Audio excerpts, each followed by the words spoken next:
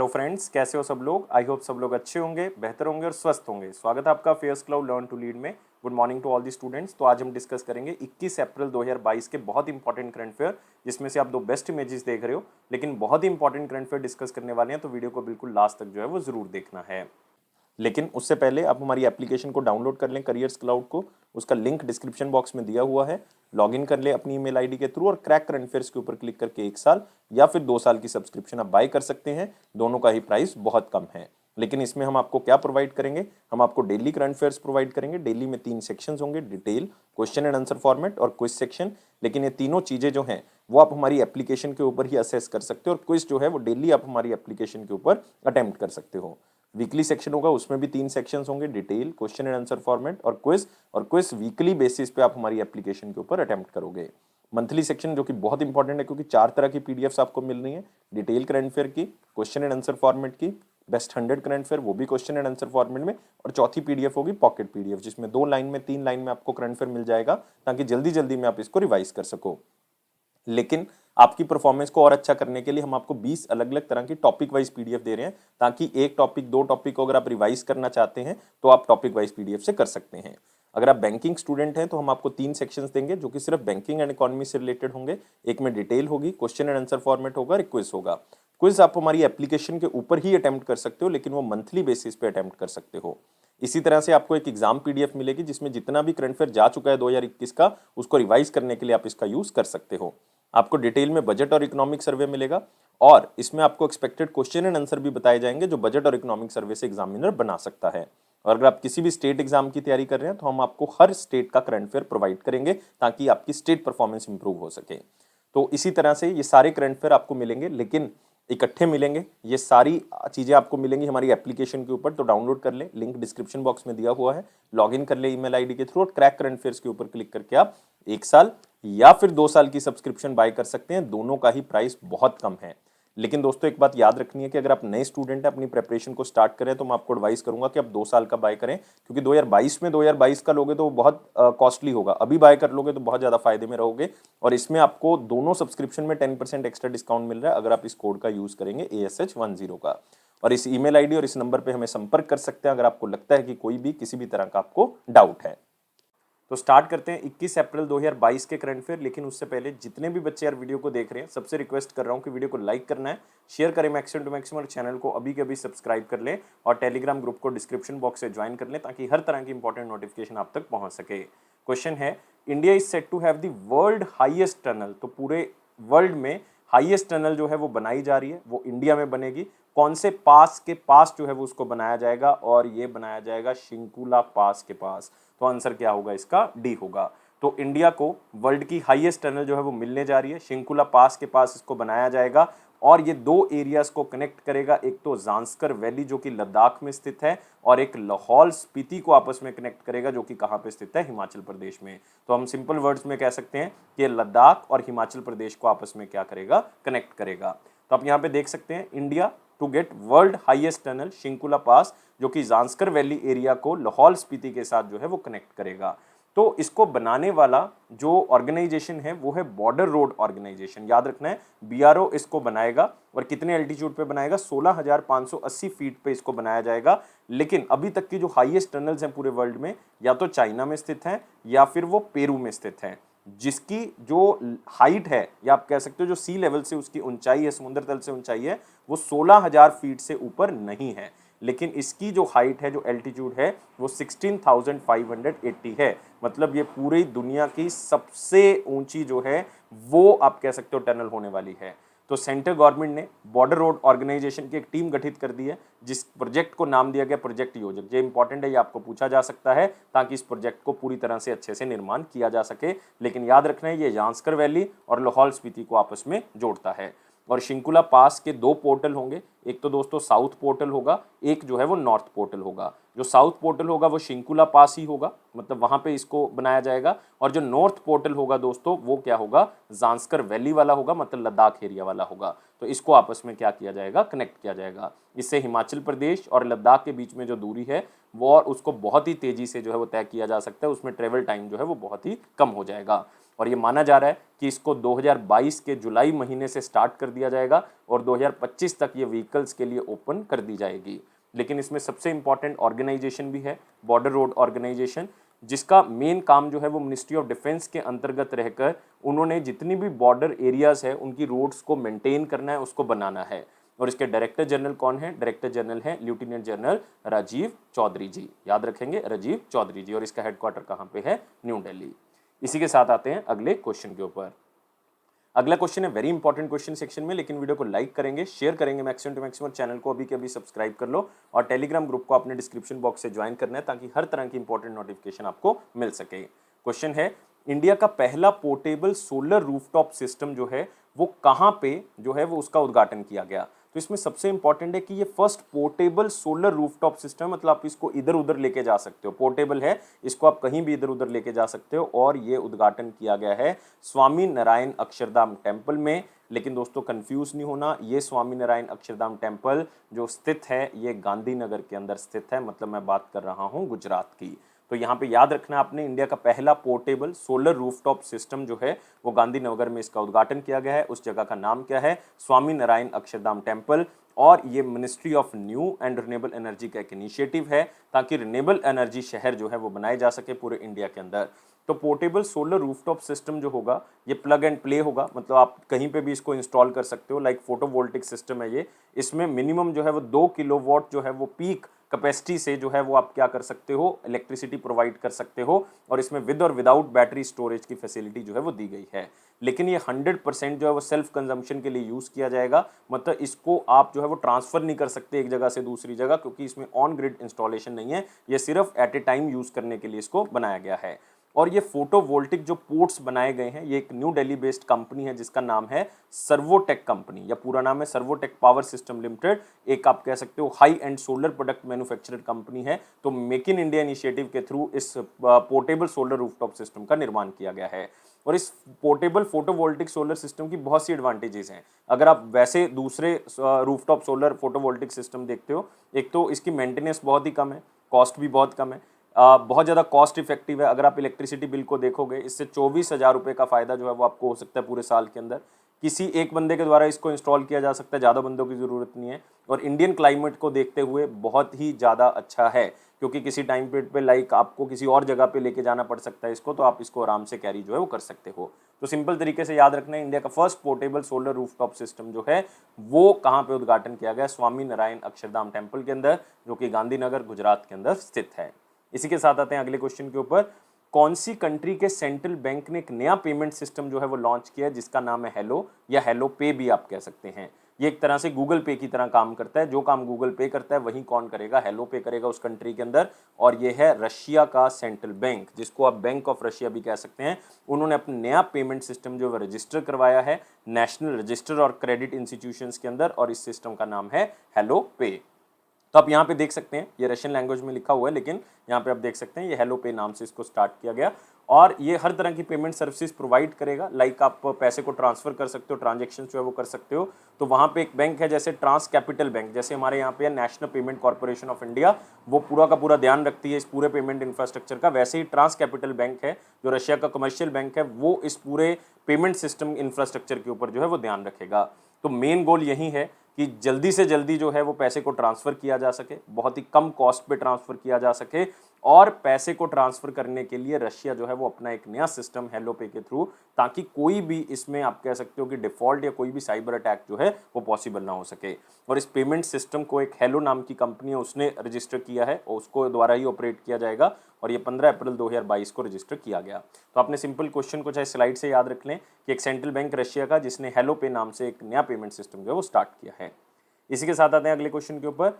8th addition बताना है उस एक्सरसाइज का, national level pollution response exercise है दोस्तों वो, और उसको डिफेंस सेक्रेटरी ने लॉन्च किया है। मतलब उस एक्सरसाइज का नाम बताना है जिसका है national level pollution response exercise 8th edition. उस एक्सरसाइज को किस नाम से जाना जाता है, जिसको defence secretary doctor Ajay Kumar ने लॉन्च किया है। याद रखना है, doctor Ajay Kumar defence secretary हैं और इस एक्सरसाइज का नाम है नैट पोलरेक्स 8। तो 8th एडिशन है इस एक्सरसाइज का, और इसको कंडक्ट किया गया इंडियन कोस्ट गार्ड की तरफ से। कहाँ पे? गोवा के कोस्टल एरिया में, मतलब आप कह सकते हो मार्मेगांव बंदरगाह के ऊपर इसको कंडक्ट किया गया है।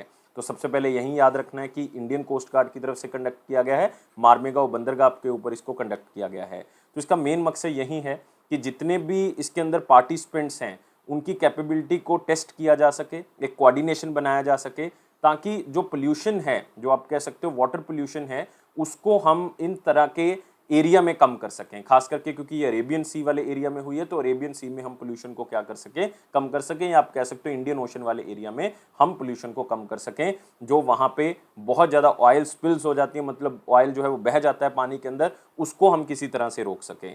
तो इसमें अलग अलग तरह की एक्सरसाइजेज जो है वो की गई हैं। जैसे अगर पानी के अंदर ऑयल जो है वो चला गया है किसी फैक्ट्री के द्वारा या किसी तरह से, तो उसकी रिकवरी किस तरह से करनी है, और आप कह सकते हो कौन कौन सी इंस्ट्रूमेंट्स वहाँ पे लगाने हैं ताकि इस तरह के ऑयल को हम पानी से निकाल सकें।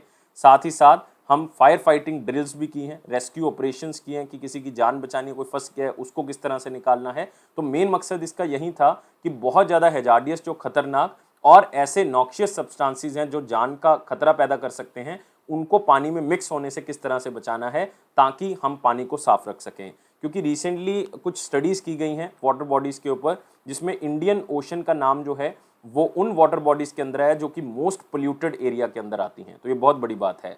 और इस एक्सरसाइज के अंदर 85 अलग अलग पार्टिसिपेंट्स ने पार्टिसिपेट किया, जो कि 50 अलग अलग एजेंसीज से बिलोंग करते हैं। 29 इसमें ऑब्जर्वर थे जो अलग अलग 22 कंट्री से बिलोंग करते हैं। इवन कुछ इंटरनेशनल ऑर्गेनाइजेशंस भी इसमें पार्टिसिपेट करती हैं, और 2 कोस्ट गार्ड शिप्स भी इसमें पार्टिसिपेट करते हैं, एक श्रीलंका से, एक बांग्लादेश से। तो एक बहुत बड़ी एक्सरसाइज यहाँ पे हुई है ताकि पानी को पोल्यूट होने से बचाया जा सके। पानी का जो खतरनाक लेवल है, जो आप कह सकते हो पोल्यूशन का लेवल बढ़ता जा रहा है पानी में, उसको कम किया जा सके। और इस एक्सरसाइज का नाम है नैट पोलरेक्स 8। इसी के साथ आएंगे अगले क्वेश्चन के ऊपर। एक मोबाइल एप्लीकेशन लॉन्च कर दी गई है सेकंड खेलो इंडिया यूनिवर्सिटी गेम्स की। तो आपने बताना है कि ये गेम्स कहाँ पे आयोजित की जाएंगी, क्योंकि ये गेम्स जो है वो 24 अप्रैल को स्टार्ट हो जाएंगी। तो ये गेम्स दोस्तों होस्ट की जाएंगी कर्नाटका में। तो आंसर क्या होगा इसका, ए होगा।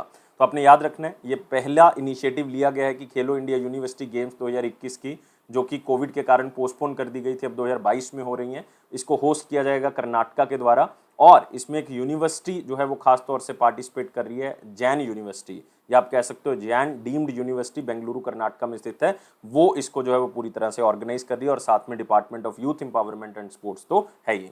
तो आप यहाँ पे देख सकते हैं जैन यूनिवर्सिटी जो है वो इसमें बहुत अच्छे से जो है वो आयोजन इसका करेगी। और मोबाइल एप्लीकेशन में बताया गया कि हर तरह की चीज़ें आपको मिलेगी, पूरे इवेंट की इंफॉर्मेशन मिलेगी। 24 अप्रैल को ये इवेंट स्टार्ट होगा और 3 मई को ये इवेंट क्या होगा, खत्म होगा। और ये इवेंट बहुत बड़ा इवेंट है, क्योंकि इसमें लगभग 4500 पार्टिसिपेंट्स जो है वो पार्टिसिपेट करेंगे। 189 यूनिवर्सिटी से इतने लोग जो हैं वहाँ पे आएंगे। इवन ये 189 यूनिवर्सिटीज़ जो हैं वो अलग अलग तरह की जो स्पोर्ट्स हैं उसमें पार्टिसिपेट करेंगी। और आप कह सकते हो कि ये पहला ऐसा इवेंट होगा जो पोस्ट पैंडेमिक, मतलब कोविड के बाद जो है वो आयोजन किया जा रहा है। इस एप्लीकेशन के अंदर हर तरह की इंफॉर्मेशन की, ट्रांसपोर्ट सर्विसेज कौन सी हैं, खाना किस तरह का कहाँ पे मिल रहा है, अकोमोडेशन कहाँ पे रह सकते हो, इमरजेंसी कॉन्टैक्ट्स, मैप्स, वेन्यूज़ कहाँ पे हैं, हर तरह की important notification, medal tally, result, सब कुछ जो है वो आपको एक ही एप्लीकेशन के ऊपर मिल जाएगा। लेकिन याद रखना है दोस्तों, ये दूसरा एडिशन है, और पहले एडिशन का उद्घाटन फरवरी 2020 में जो है वो नरेंद्र मोदी जी ने किया था। कहाँ पे, कटक के अंदर, और पहला आयोजन जो है वो ओडिशा के अंदर किया गया था। लेकिन अगर एग्जामिनर आपको कंफ्यूज करना चाहे तो वो खेलो इंडिया यूथ गेम्स के बारे में आपको पूछ सकता है, क्योंकि 2021 में इसका आयोजन जो है वो हरियाणा ने करना था, लेकिन इसको पोस्टपोन कर दिया गया था कोविड के चलते। लेकिन दोस्तों याद रखना है कि 2022 का आयोजन जो है वो किसने करना है, भोपाल ने करना है, मध्य प्रदेश में होगा। तो एक है खेलो इंडिया यूथ गेम्स, एक है खेलो इंडिया यूनिवर्सिटी गेम्स। इसी के साथ बढ़ते हैं अगले क्वेश्चन के ऊपर। कौन सी स्टेट ने कहा है कि वो बर्थ एनिवर्सरी श्री सिद्धलिंगा स्वामी जी की एज ए इंटीग्रेशन डे मनाया करेंगे, और ये रिसेंटली अनाउंस किया है कर्नाटका के चीफ मिनिस्टर। तो आंसर क्या होगा इसका, डी होगा। तो कर्नाटका के जो चीफ मिनिस्टर हैं बसवराज बोम्मई जी ने, उन्होंने अनाउंसमेंट किया है कि श्री सिद्धलिंगा स्वामी जी का जो बर्थ एनिवर्सरी दिन होगा उसको हम इंटीग्रेशन डे के तौर पे मनाया करेंगे। लेकिन क्वेश्चन ये उठता है कि सिद्धलिंगा स्वामी जी कौन थे। ये 19th हेड थे दोस्तों तोंतादार्या मठ के, और तोंतादार्या मठ बहुत ही फेमस है। ये गदग शहर के अंदर स्थित है कर्नाटका के, और वहाँ पे बहुत से लोग जो हैं वो इस मठ के अंदर जाके डेली जो है वो पूजा करते हैं, और इसको श्री जगत गुरु तोंतादार्या संस्थान मठ के नाम से भी जाना जाता है। और इस बिल्डिंग के अंदर, ये तोंतादार्या मठ के अंदर एक आयका मंतपा नाम की एक बिल्डिंग का निर्माण किया गया, उसका उद्घाटन किया गया, जिसके अंदर श्री सिद्धलिंगा स्वामी जी के अवशेष जो है वो रखे गए, जो कि गदग शहर के अंदर स्थित है। और ये पूरा का पूरा मठ जो है वो लिंगायत रिलीजन को फॉलो करता है, मतलब ये शिव जी की पूजा के ऊपर विश्वास रखते हैं। और आपने एक बात और याद रखनी है कि ये कौन से शहर में स्थित है, गदग सिटी के बिल्कुल जो है वो बीच में स्थित है, और ये one of the most famous मठ है पूरे इंडिया के अंदर, और इसका नाम है तोंतादार्या मठ। और उसके गुरु थे श्री सिद्धलिंगा जी, 19th हेड रह चुके हैं इस पूरे मठ के, तो उनकी जन्म तिथि को हम एज ए इंटीग्रेशन डे जो है वो सेलिब्रेट करेंगे। और बसवराज बोम्मई जी यहाँ के चीफ मिनिस्टर हैं, और थावरचंद गहलोत जी यहाँ के गवर्नर हैं। अगले क्वेश्चन के ऊपर आते हैं, कौन सी ऑर्गेनाइजेशन ने एक रिपोर्ट को रिलीज किया है, उस रिपोर्ट का नाम है वर्ल्ड इकोनॉमिक आउटलुक। दोस्तों ये क्वेश्चन बहुत बार आ चुका है कि ये रिपोर्ट किसने रिलीज की है। ये जनरली वैसे तो 3 महीने बाद भी रिलीज कर देते हैं, एक एनुअल एडिशन भी इसका आता है, लेकिन ये रिपोर्ट रिलीज करता है इंटरनेशनल मॉनेटरी फंड, तो आंसर हमारे पास क्या होगा, IMF। तो जो इनका लेटेस्ट एडिशन आया है वर्ल्ड इकोनॉमिक आउटलुक का, उसने बताया गया है कि इंडिया का जो फाइनेंशियल ईयर 23 का इन्होंने ग्रोथ फोरकास्ट किया है कि कितनी तरक्की इंडिया करेगा, तो उसको कम कर दिया है। क्योंकि जो जनवरी का एडिशन आया था 2022 में इस वर्ल्ड इकोनॉमिक आउटलुक का, उसमें बताया गया था 9%, लेकिन अभी जो एडिशन आया है उसमें इसको कम कर दिया है, कितना कर दिया है, 8.2% जो इंडिया का ग्रोथ रेट कर दिया है। और साथ में इस रिपोर्ट में यह भी बताया कि रशिया और यूक्रेन के बीच में जो वॉर चल रही है, जिसके कारण काफी चीजों के प्राइसेस और सप्लाई चेन के ऊपर क्या पड़ेगा, इफेक्ट पड़ेगा, जिसके कारण ये चेंजेस आपको देखने को मिल रहे हैं। और जनवरी 2022 की रिपोर्ट के मुकाबले अगर इस रिपोर्ट की तुलना करें तो बहुत ज्यादा आपको ग्रोथ रेट में रिडक्शंस अलग अलग कंट्री में देखने को मिलेगा। जैसे कि आप यहाँ पे देख सकते हो कि अलग अलग ग्रोथ रेट रिडक्शन जो है वो आपको अलग अलग कंट्री का मिलेगा, लेकिन इंडिया का खास तौर से याद रखना है कि उन्होंने 9% से कितना कर दिया है, 8.2% कर दिया है। और रिसेंटली वर्ल्ड बैंक ने भी फोरकास्ट किया था कि फाइनेंशियल ईयर 23 का जो इंडिया का ग्रोथ रेट होगा वो 8% होगा, और आरबीआई ने भी फोरकास्ट किया था कि फाइनेंशियल ईयर 23 का जो फोरकास्ट होगा वो 7.2% होगा जो ग्रोथ रेट होगा। और इवन मिनिस्ट्री ऑफ फाइनेंस ने भी कहा है कि इंडिया जो है वो 8 से लेकर 8.5% तक जो ग्रोथ कर सकता है, और ये सारी की सारी फिगर फाइनेंशियल ईयर 23 मतलब 2022-23 के लिए जारी की गई हैं। इसमें मोस्ट इंपॉर्टेंट है आरबीआई और मिनिस्ट्री ऑफ फाइनेंस की। अगले क्वेश्चन के ऊपर आते हैं, what is the name of Indian naval ship, उस नेवी शिप का नाम बताना है या उस सबमरीन का नाम बताना है जो प्रोजेक्ट 75 के तहत जो है वो तैयार की गई है और लास्ट 6 स्कॉर्पियन क्लास सबमरीन में से एक है। तो आप कह सकते हो 6 स्कॉर्पियन क्लास सबमरीन जो है वो तैयार करनी थी, जिसमें 6ठे नंबर की जो है वो लॉन्च कर दी गई है। प्रोजेक्ट 75 के अंतर्गत इसको तैयार किया गया है और इसका नाम है इंडियन नेवल शिप बख्शीर। तो याद रखना है, बहुत ही इंपॉर्टेंट नाम आपको देखने को मिल रहा है, और ये है INS बख्शीर, 6ठी सबमरीन है जो INS कलवरी क्लास में जो है वो तैयार की गई है, और प्रोजेक्ट 75 के अंतर्गत इसको तैयार किया गया। तो लास्ट सबमरीन थी जो इंडियन नेवी के अंदर कलवरी क्लास की शामिल की गई है। और आपने याद रखना दोस्तों, प्रोजेक्ट 75 एक इंडियन नेवी का एक ऐसा प्रोग्राम है जिसके तहत ये 6 स्कॉर्पियन क्लास जो सबमरीन्स हैं जिससे अटैक किया जा सकता है, वो उसका निर्माण करना था, और 6 की 6 पूरी हो चुकी हैं। और जिसमें सबसे पहले नंबर पे INS कलवरी का निर्माण किया गया था, दूसरे नंबर पे INS खंडेरी का निर्माण किया गया, तीसरे नंबर पे INS करंज का निर्माण जो है वो किया गया, तीसरे पे चौथे पे INS वेला, पांचवें पे INS वजीर, और छठे पे INS बख्शीर का भी अब जो है वो लॉन्च हो गया है। और इसको मैजेगॉन डॉक शिपयार्ड लिमिटेड ने जो है वो तैयार किया है, किसकी हेल्प से, नवल ग्रुप फ्रांस की हेल्प से इसको तैयार किया गया है। और इस सबमरीन की बहुत बड़ी एबिलिटी ये है कि ये कहीं से भी अटैक कर सकती है। इसको जो है वो आप एंटी शिप मिसाइल के तौर पे भी लॉन्च कर सकते हो, इवन अंडर वाटर भी लॉन्च कर सकते हो, इवन इसको आप जो है वो सतह से भी लॉन्च कर सकते हो, यही इसकी खासियत है। और इसमें सबसे पहली जो INS कलवरी थी उसका लॉन्च जो है वो 2017 में हुआ था, तो आप देख सकते हो 2022 तक जो है वो सारी की सारी जो है वो तैयार हो चुकी हैं। और 75 का मतलब भी यही था कि जब 75 साल इंडिया के पूरे होंगे उसमें हम जो है वो पूरा का पूरा 6 सबमरीन्स का निर्माण जो है वो कर चुके होंगे। और INS बख्शीर नाम जो है वो कहाँ से लिया गया है, ये एक सैंड फिश है दोस्तों, कहाँ पे पाई जाती है, ये जो है वो इंडियन ओशन में पाई जाती है, जिसके नाम से जो है वो INS बख्शीर का नाम जो है वो रखा गया है। तो याद रखना है, बहुत ही इंपॉर्टेंट है कि INS बख्शीर नाम जो है वो कहाँ से आया, और इंडियन नेवी के जो चीफ हैं उनका नाम याद रखना है, R हरि कुमार। क्या है, R हरि कुमार। अगले क्वेश्चन के ऊपर आते हैं, कौन सी स्टेट जो है वो world largest electric 3 wheeler manufacturing plant जो है वो लगा रही है। इवन उस स्टेट में इसको लगाया जा रहा है, स्टेट गवर्नमेंट जो है वो थोड़ी बहुत इसमें मदद जो है वो जरूर करेगा फाइनेंशियली, लेकिन ये कंपनी है जो इसका पूरा का पूरा निर्माण कर रही है, और वो कंपनी का नाम क्या है, बिलिती इलेक्ट्रिक। याद रखना है, बिलिती इलेक्ट्रिक जो है वो California United states of America based company है, बहुत बड़ी इन्वेस्टमेंट जो है वो स्टेट में करने वाली है, और वर्ल्ड का largest electric 3 wheeler manufacturing plant जो है वो लगाया जा रहा है, और ये लगाया जाएगा दोस्तों तेलंगाना के अंदर। आंसर क्या होगा इसका, C होगा। और ये 2 फेजेस में जो है पूरे प्लांट को तैयार किया जाएगा। 200 एकड़ जगह के ऊपर तैयार किया जाएगा। पहले फेज में 13.5 एकड़ मतलब 13.5 एकड़ के अंदर 18,000 इलेक्ट्रिक व्हीकल्स हर साल प्रोड्यूस करने की कैपेसिटी से स्टार्ट कर दिया जाएगा 2023 में। और दूसरे फेज में पूरा का पूरा 200 एकड़ जो है वो कवर कर लिया जाएगा और उसकी कैपेसिटी जो है बाय डिफॉल्ट बहुत ज्यादा होगी। 2,40,000 इलेक्ट्रिक व्हीकल्स जो हैं वो तैयार किए जाएंगे जो 3 व्हीलर्स होंगे और जो पूरे वर्ल्ड में largest electric vehicle basis 3 wheeler जो है वो प्लांट लगाया जा रहा है। और इस फैसिलिटी के लिए प्राइवेट इन्वेस्टमेंट भी जो है वो ली जाएगी। ऑलमोस्ट $150 मिलियन या 1100 करोड़ रुपीस जो है वो लिए जाएंगे और इसमें 3,000 से ज़्यादा जॉब जो है वो तेलंगाना में क्रिएट भी होंगी। तो बहुत बड़ी बात है कि ये बिल्ती जो कंपनी है यूएसए की, ये इंडिया में अपना सबसे बड़ा वर्ल्ड का लार्जेस्ट इलेक्ट्रिक 3 व्हीलर प्लांट जो है वो लगा रही है। और आपने याद रखना है ये बिल्ती अभी भी जो है मैन्युफैक्चरिंग कर रही है इंडिया में। ये हैदराबाद बेस्ड एक कंपनी है जिसका नाम है गयाम, उनके थ्रू जो है वो इंडिया में अपनी प्रोडक्शन जो है वो कर रहे हैं। लेकिन अब ये अपना प्लांट जो है वो लगाने जा रहे हैं तेलंगाना के अंदर। तेलंगाना के चीफ मिनिस्टर हैं के चंद्रशेखर राव और यहाँ की गवर्नर हैं तामिलिसाई सौंदरराजन, जिनके पास पुडुचेरी का भी एडिशनल चार्ज है। अगले क्वेश्चन के ऊपर आते हैं। एरियोसोमा इंडिकम एक नई स्पीशीज जो है वो ढूंढी गई है, एक नई प्रजाति ढूंढी गई है केरला और वेस्ट बंगाल में। ये किसकी प्रजाति है? तो ये प्रजाति है ईल की। तो आंसर क्या होगा इसका? बी होगा। तो आप यहाँ पे देख सकते हैं ईल जो कि एक मछली की तरह दिखता है। तो इसकी नई प्रजाति जो है वो ढूंढी गई है केरला और बंगाल में। वैसे तो ये ढूंढी 2020 में गई थी, लेकिन इसके ऊपर अब रिसर्च की गई है, इसकी क्लासिफिकेशन को देखा गया और माना गया है कि ये नई प्रजाति है जो Indian council of agriculture research का एक इंस्टीट्यूट है जिसका नाम है NBFGR, मतलब है इसका Indian council of agriculture research, national bureau of fish genetic resources. और ये कहाँ पे स्थित है? लखनऊ के अंदर। तो ये नई प्रजाति इनकी तरफ से ढूंढी गई है। और इंडिकम का मतलब ही ये है कि ये इंडिया में पाई जाती है, ये इंडिकम का मतलब है, ये आपने याद रखना है। और जो हमारे पास एरियोसोमा इंडिकम है ये इंडियन कोस्ट के एरिया में पाई जाती है प्रजाति, लेकिन खास करके केरला और वेस्ट बंगाल वाले एरिया में आपको मिलेगी। तो याद रखना है किसकी प्रजाति है? एल की।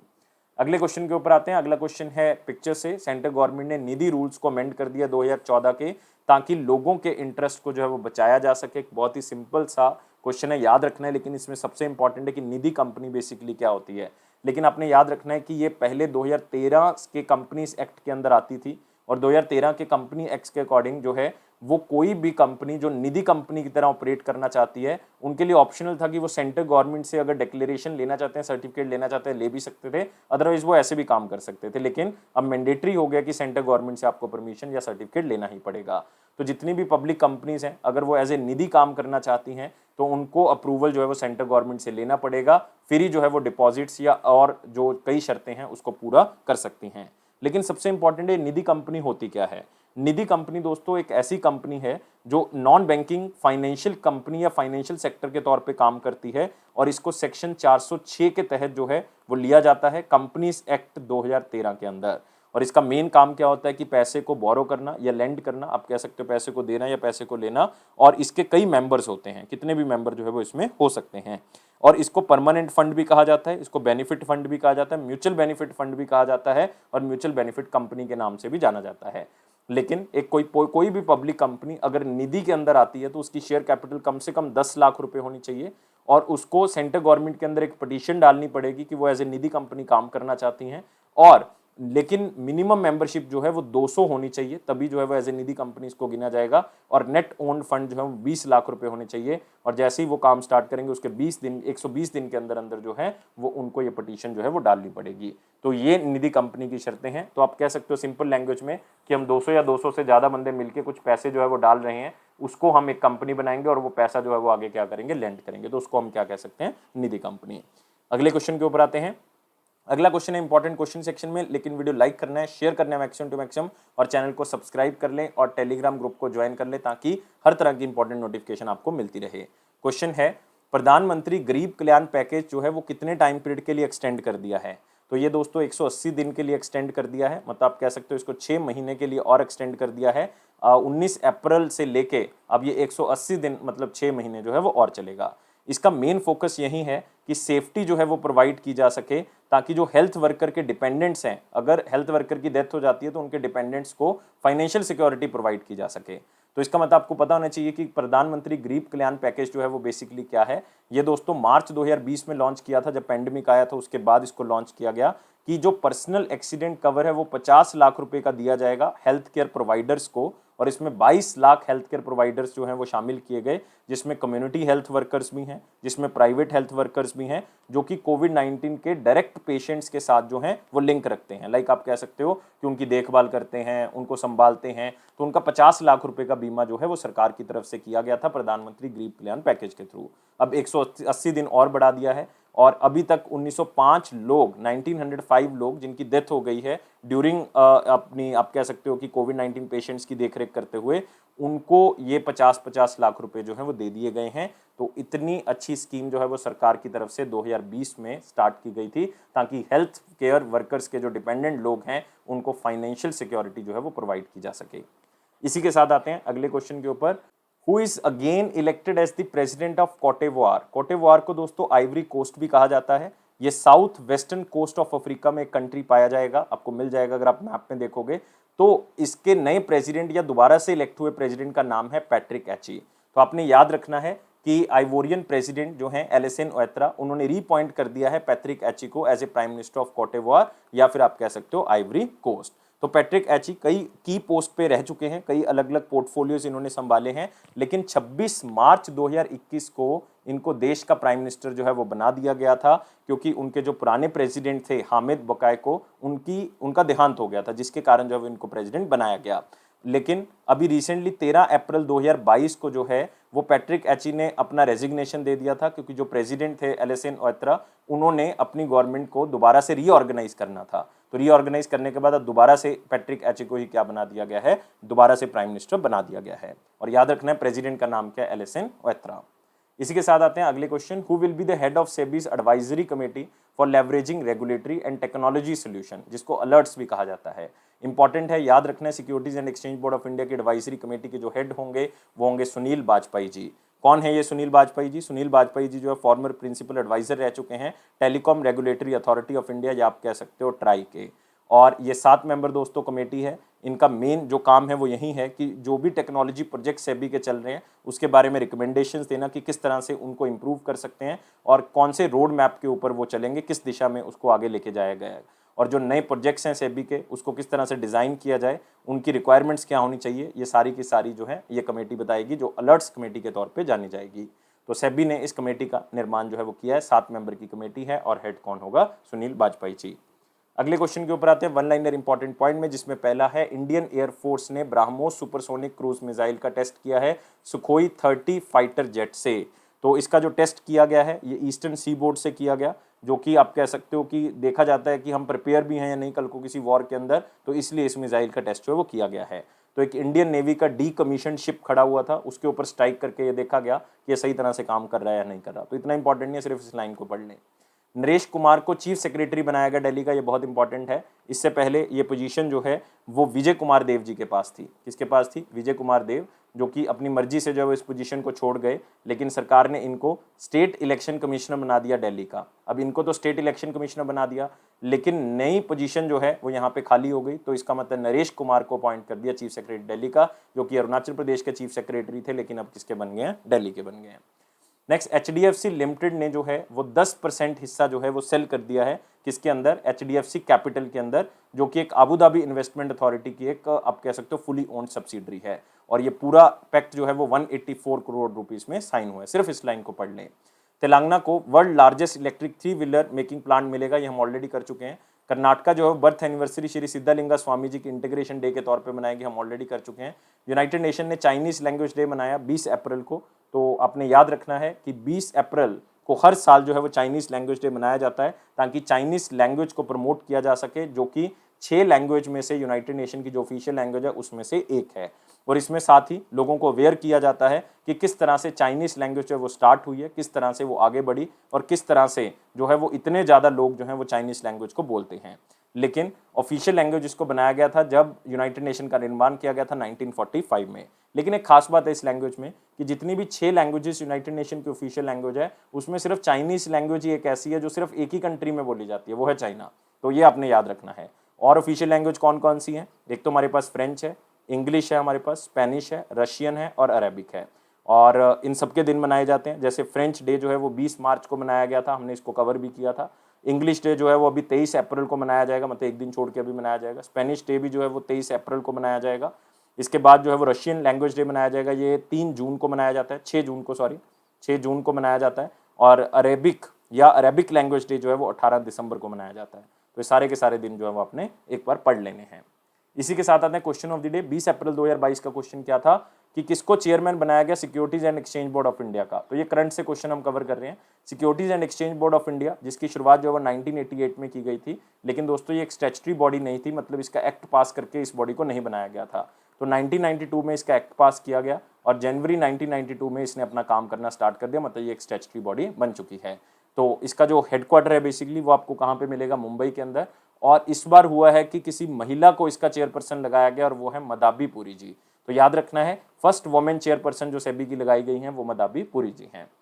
अगले क्वेश्चन के ऊपर आते हैं, क्वेश्चन ऑफ द डे के ऊपर। क्वेश्चन ऑफ द डे है कि अगर बैंक चेक को ऐसे ही वापस कर दे तो उस चेक को टेक्निकली या बैंकिंग टर्म्स में क्या कहा जाता है। तो आप इसका आंसर मुझे कमेंट बॉक्स में बताएंगे, मैं आपके आंसर का वेट करूंगा। लेकिन वीडियो को लाइक करना है, शेयर करें मैक्सिमम टू मैक्सिमम, चैनल को अभी के अभी सब्सक्राइब कर लें और टेलीग्राम ग्रुप को डिस्क्रिप्शन बॉक्स से ज्वाइन कर लें और बेल बटन को प्रेस कर दें ताकि हर तरह की इंपॉर्टेंट नोटिफिकेशन आपको मिल सके।